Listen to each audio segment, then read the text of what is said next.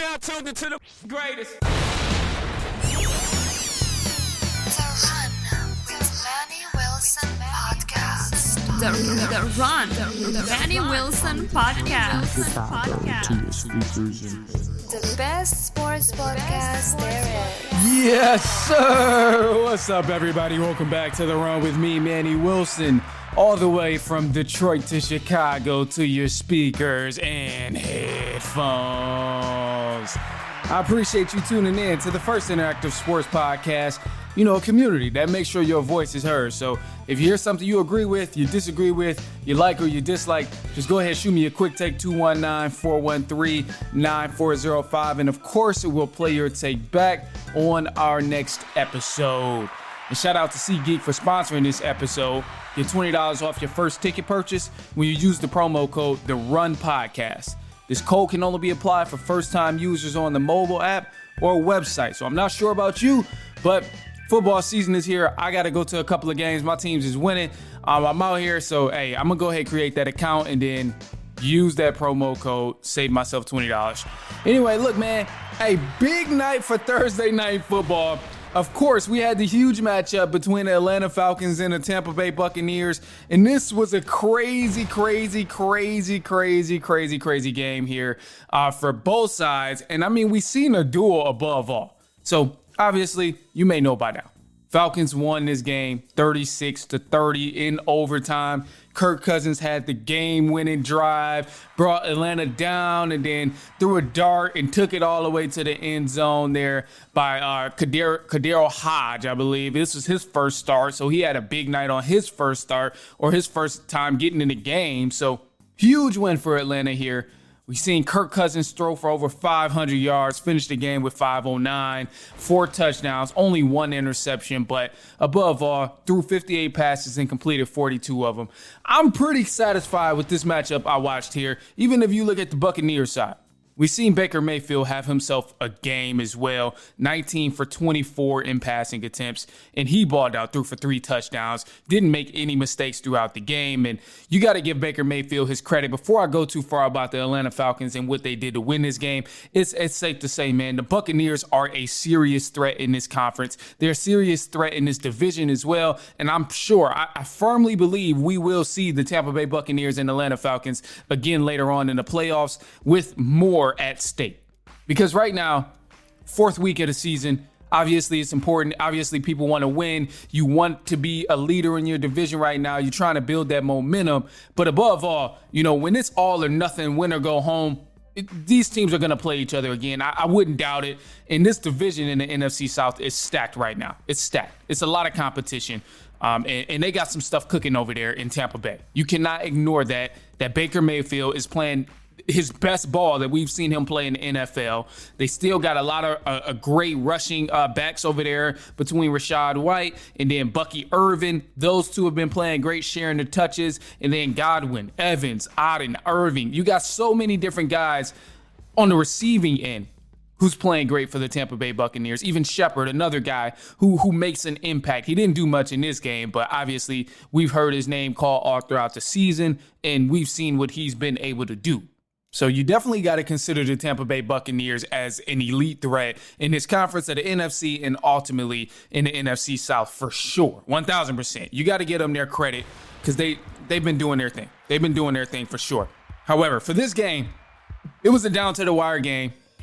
Almost shocked the Atlanta Falcons won, truth be told, because they made so many mistakes. Made a lot of mistakes, had a lot of silly penalties that almost came back to really haunt them and hurt them throughout the game. Multiple flags, offsides, drop passes was another one. But once again, as we've been saying since week 1, the defense came and saved the day for the Atlanta Falcons. The defense was there and really held it down, made sure the Falcons could get the win. And I'm glad they did. This is the 4th game with the Atlanta Falcons defense where they forced a turnover. The 4th straight game that they forced a turnover against the other team here. We had the game against the Saints last week. They had the interception against Derrick Carr. The Eagles, they forced Jalen Hurts to have an interception. Pat Mahomes, yes, they lost that game, but they still forced an interception. And then you had the Tampa Bay Buccaneers, where our safety, Jesse Bates, I think it was Jesse Bates. It might have been another safety, but our safeties in the defense, above all, forced multiple fumbles that helped out the Atlanta Falcons and got the ball back in crucial times of the game. Not every time did we see the Falcons actually capitalize on that opportunity and make something happen. But above all, you got to give them credit because the defense kept giving the offense chance after chance after chance after chance to ultimately put points on the board. They did. Shout out to Koo for kicking the field goal. He had a rough start earlier.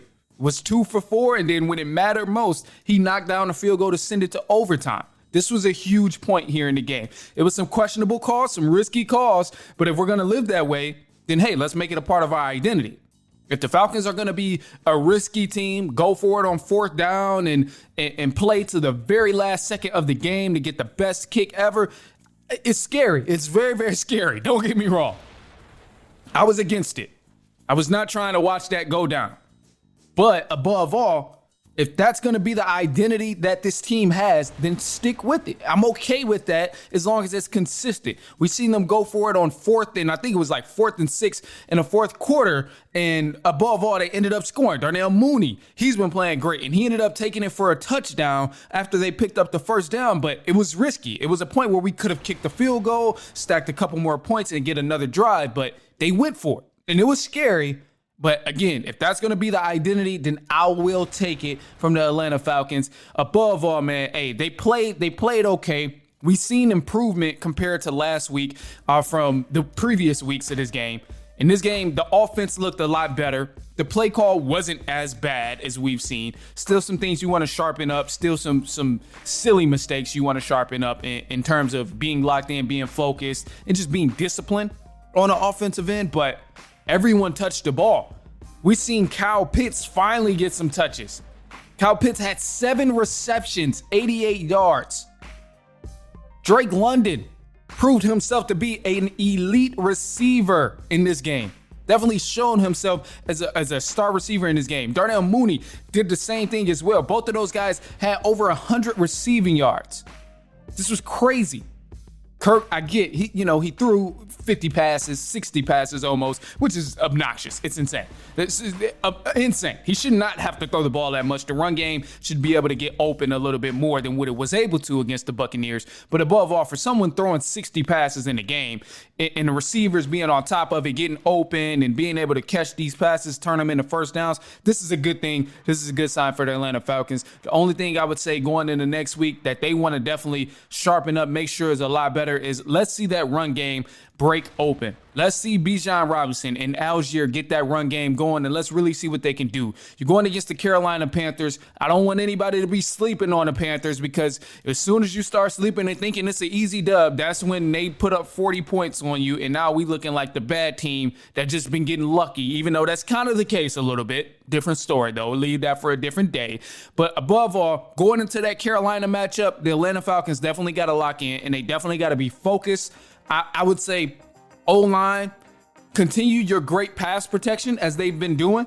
They've been doing solid with the pass protection, but the run game, that's got to be better.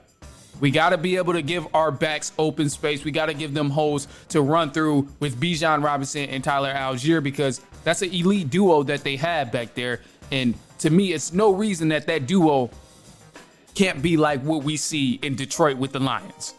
We should 1,000% be able to duplicate that. But the offensive line clearly is the difference maker here, and why we're not seeing that. But hey, shout out to Kyle Pitts, man. Did his thing, finally got some receptions.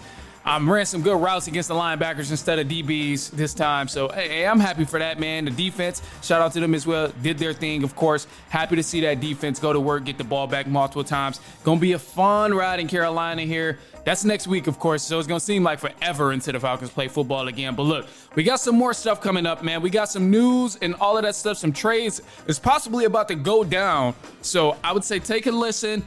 Don't go anywhere. Look, man, it's only halftime, so we'll be right back.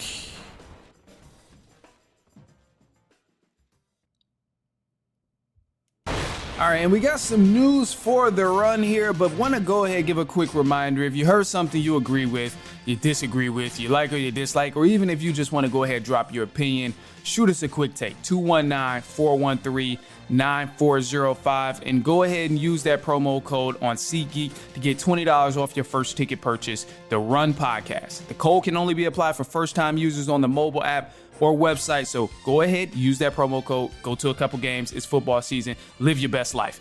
All right, look, so we got some news for the run here, and we're going to start off with the MLB because the playoffs is here, and I didn't get much into it earlier in the week or last week, but let's just give a quick recap, and y'all know I'm excited about the Tigers, so that's exactly where we're going to start. That's exactly where we're going to start. The Tigers, they made it out the wild card. They beat the Astros in that series 2-0. Clean little sweep there out of best of 3, so they'll advance and play the Guardians, and that series will start tomorrow on Saturday. As far as the Royals and the Orioles, they ended up winning that series 2-0, so they'll go ahead and get ready to take on the Yankees starting Saturday as well. The Mets, they beat the Brewers in that series 2-1, so they'll go play the Phillies. Then you got the Braves, they fell short to the Padres, so that means the Padres will go on and play the Dodgers for that divisional round in the MLB. So it's going to be a great round, man. All of these games for the MLB start tomorrow on the 5th. Afternoon, really, starting at 12 p.m. on Central Standard Time. The rest of, you can figure it out from there from Central Standard Time. But other than that, man, look, hey, you got some college games coming up this weekend. A couple of those you want to watch, but I really want to get more into the NFL games that you can expect this Sunday. Few college games. I watched the regulars of Alabama. I know Michigan State plays Oregon, which is going to be a good one. Tennessee, I believe I think they have a solid matchup. I got to double check on that. So I'm not even gonna say it so you can quote me on there. But let's just move to Sunday because I know for sure there's some good games going on this upcoming Sunday here in the NFL. So obviously, as you know, the Falcons, they beat down on the Tampa Bay Buccaneers 36-30. They won that game in overtime. What a crazy game for Thursday Night Football. And then this Sunday here, you got the New York Jets playing the Minnesota Vikings in London, man. They're going to be playing at 8:30 a.m. So this is an early game if you're going to be paying attention to the football games that's coming on this Sunday. First thing in the morning. Going to be happening in London between the Jets and the Vikings. Other than that, you got the Panthers. They're playing the Bears this Sunday at Soldier Field. The Ravens, they're going to be playing the Bengals, which is a great divisional matchup. The Dolphins will take on the Patriots. Browns will play the Commanders. Colts and Jaguars. Texans and Bills should be a crazy shootout between Josh Allen and CJ Stroud. Then you got the Raiders and the Broncos. The Cardinals, the 49ers will play each other. The Green Bay Packers and the Rams. Giants, Seahawks will take on each other in Seattle. Then Cowboys and Steelers in prime time. This game will be played in Pittsburgh, so those Steelers fans, go ahead and whip out your terrible towels. And then for Monday, you got the Kansas City Chiefs taking on the New Orleans Saints. Now, one of these teams is still 4-0. It's only a few of them that's still undefeated right now. And when I say a few, I only mean two. Two undefeated teams that's still in the NFL right now is the Minnesota Vikings, who will play the New York Jets, and the Kansas City Chiefs, who will take on the New Orleans Saints for Monday Night Football. Now, this is going to be interesting because we know the Saints, they've had a high-power offense. The offense was rolling. It's been going pretty smooth. They looked all right against the Falcons last week, even though the Saints fell short. Can't help it when you go against the best team in the NFL, of course. But the Chiefs and Saints, that should be a fairly good game. But the news here that I really, really want to bring up is Raiders, Davante Adams. He's requested a trade. Davante Adams, now, this dude has played with the Raiders for the past few seasons, and you've seen him on the Netflix series of Receiver, and it was solid on there. And he talked a little bit about his experience. The Raiders, they haven't really been good in the past few years. They've struggled. They haven't had much success. This is a team that's been below 500 over the past few years. And they have great talent. They have some nice talent where they should have been somewhat successful. Obviously, we know injuries always play a part in this, of course. But above all, it seems like Davante Adams is just, sick of the non-quarterback, doesn't have a good quarterback, iffy quarterback type of stuff. Last year, they finished with a record of 8-9. nothing special. The year before that, the Raiders did not do anything. We're 6-11. They got spanked. Right now, the Raiders, they're still kind of struggling. They're at 2-2, but it's been some shaky victories. Above all, let's talk teams where we can see Davante Adams, because some of the rumors that's been out right now, they're saying, okay, well, he wants to go play with a quarterback that he's already has some sort of rapport with. So that being Aaron Rodgers in the New York Jets, or possibly the New Orleans Saints being the front runner. I seen there was something, a reporter, he cooked up a 3-team trade where it was saying Davante Adams may go to the Jets, and the Jets send Riddick to the Falcons. And from there, the Raiders will receive draft picks from the Falcons in the previous year. So I personally love that, being a Falcons fan, but I get how other parties may not like that. The Raiders just only getting some draft picks for an exceptional talent like Davante Adams. The Jets would obviously love that, bringing in Davante Adams. But I think it could work over there. But also, the thing where I'm concerned about Davante Adams going with the Jets is, look, they're already dysfunctional. The Jets have already been a dysfunctional team this season, and we're only in week 4. Robert Saleh and Aaron Rodgers clearly do not get along. They're bickering back and forth with each other every press conference chance they get. Obviously, we got some guys who are trying to figure out new contracts. They still haven't played a single down, and this has been going on all the way since training camp. So Jets just look dysfunctional to me. One game, they look brilliant. The next game, the offense cannot get a single rhythm. They can't score a touchdown. Only a field goal. So Jets, I would rule them out. I understand why Adams would want to go play with them, playing with Aaron Rodgers all those years in Green Bay, having some sort of success in Green Bay. You have a guy you can trust. You have a guy who takes it just as serious as you. Obviously, all of that stuff is going to matter. But when the elements around y'all isn't lining up, and you can't control that, what are you going to do? You're going to be back in the same situation as you were with the Raiders. Unhappy, upset at the front office, upset at the head coach. And it's crazy that all of this stuff started with the head coach. And with Pierce, we thought it was funny games. We thought he was just trolling. He ended up liking a post about Adams being traded and stuff. So most people on media thought this was just a simple troll. We're like, oh, Antonio Pierce isn't serious. He's not trying to trade him. It was a rough game. In the interview, he called out, we don't know exactly who it was, but he said, hey, some guys made some business decisions, so we're going to make some business decisions. I guess this is maybe what he was talking about. I'll play the audio at the end. We'll find it and we'll pull it up. But that's crazy to me. It's like we thought all of this was a joke at one point, and now come to find out, no, it was Davante Adams is who he may have been talking about, allegedly. And then also, Adams was serious about actually wanting to trade. So this was wild here. And I would mark the Jets off.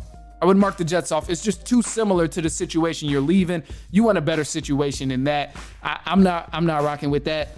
As far as the New Orleans Saints, which is another big option there for Davante Adams, could be dope. I think this will be a great pickup for the Saints.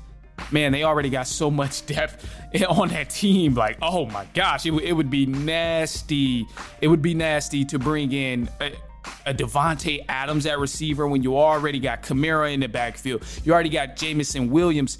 Not Jameson Williams. You already got James Williams, the other running back who's injured right now. Crucial guy for that offense with the Saints. And I mean, this could get nasty. I think the Saints are a good organization that will really be able to bring Devonta Adams some peace. He played with Derrick Carr in college, so they have some rapport together as well. And, above all, this is a relationship in a situation that's a lot better than the New York Jets right now. Because the Jets, it's dysfunctional, it's not good, it's not rolling. But with the Saints, I mean, obviously, they've been playing some of their best ball in the first 3 games of the NFL season so far. They've looked good in just about every game. The offense, maybe one game, and that was against the Eagles where they didn't look the best. But above that, we see the consistency within the New Orleans Saints so far. If they add Davante Adams, you give another serious threat with the offensive end right there. You still got Chris Olave, you got Rashid Shaheed, he's still there. And then ultimately, when your running back Jamal Williams does come back, now you have a huge advantage because you have even another weapon. And when Taysom Hill comes back, you have another weapon. So to me, the New Orleans Saints just have more of a put together team rather than, trying to figure this out and let's make it work. Let's see if it works. It's less of an experiment. if you go to the New Orleans Saints. I would hate for this to happen.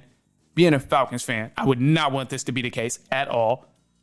I would be so sick because I just know Saints is another team that the Falcons might see later on, especially if they want to win the division and especially if, above all, they want to continue to advance in the playoffs. You're going to have to run through the Saints. You're going to have to run through the Tampa Bay Buccaneers. But as far as me being unbiased and genuinely speaking on which situation may be best for Davante Adams, I 1,000% agree that it's the New Orleans Saints.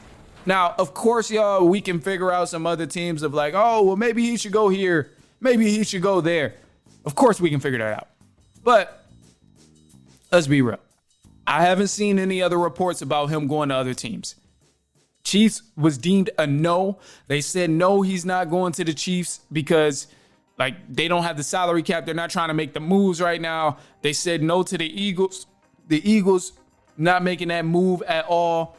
I seen multiple teams where just wild shots or long shots of, oh, Adams should go here, but they don't have the salary cap. The only true genuine teams I've seen so far is the teams of the New Orleans Saints and also the New York Jets. They said he wants to go play with, a team that he has some sort of rapport with. But anyway, look, here's the audio of Antonio Pierce. He was talking about the Raiders and that business decision that they have to make and that guys were making after week 3. This was in week 3. So here we are. We got the audio. It's right here. I know you're upset with the performance. How would you rate your concern about the team's effort? It seemed like this is one of the first games under your leadership that the team just didn't seem to show up tonight. No, they didn't. I think as the game went on, I don't think it was a team. I think there was definitely some individuals that made business decisions and will make business decisions going forward as well. Now, that was the game against the Panthers, and they lost that game 36-32. So there's a lot of frustration there, but hey, I guess that's what he was talking about, Davante Adams. Anyway, look, man, I'm going to leave y'all with this here. I'm going to leave y'all on a positive note, of course. Always want to leave some sort of something to positively take with you, if that makes any sense at all. Anyway, look, it's Friday. I don't know what day you're going to listen to this and what day you're going to hear this, but I'm going to just tell you this, bro. Whatever you do, make sure you remember, as long as it don't kill you, it's going to make you stronger. I'm going to keep it that simple. Sometimes I try and get deep on here, but nah, I'm going to just keep it simple, bro. As long as it don't kill you, it's going to make you stronger. I mean, at the end of the day, bro, you live to fight another day if it didn't destroy you. So, I mean, it might have you down bad, whatever it is. You might be rough. You might be struggling. You might be uncomfortable for a second, but just know if you still taking step after step, you still moving forward, hey, that means you winning, man. That means you winning, and you just only a few more steps closer to where you trying to be. So take that with you. Accept that however you want to accept that. Other than that, man, look, hey, we're going to be back later on this week. Actually, no, next week. We will be back next week. But, hey, leave a quick take on our voicemail call, 219-413-9405. Use the promo code for SeatGeek to get $20 off your first ticket purchase. Use the promo code The Run Podcast. And other than that, hey, we'll be back later on next week after Monday Night Football, or probably before Monday Night Football. We'll figure it out. You'll see. Just stay tuned. Just follow us on Instagram. Follow us on social media. Follow us on Spotify, iPodcast, wherever you listen to this. I appreciate it. Send us to a cousin, a brother, an aunt, an uncle, a niece, a nephew, a coworker, a friend, a spouse, your side piece, your partner, your main piece, your mama, your dad, anybody. Send us to them. I promise you, they will not mind. But other than that, hey, look, all right, I'm up out of here, y'all. I'll see y'all later. Appreciate you for tuning in. We'll be back so on next week, and so on, and the week after that, and so on, and so on, and so on.